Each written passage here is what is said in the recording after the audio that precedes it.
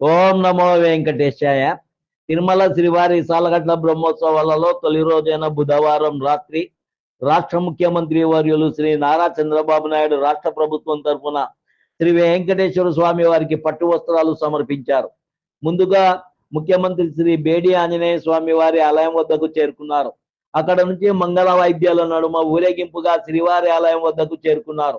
TTD chairman Shri B R Naidu, EO Shri Anil Kumar Singhal స్వాగతం పలికారు.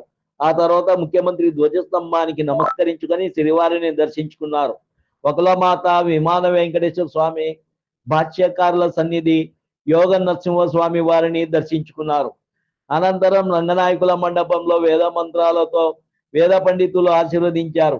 TTD chairman, ఈవోలు ముఖ్యమంత్రి గారికి శ్రీవారి తీర్థ ప్రసాదాలు అందజేశారు.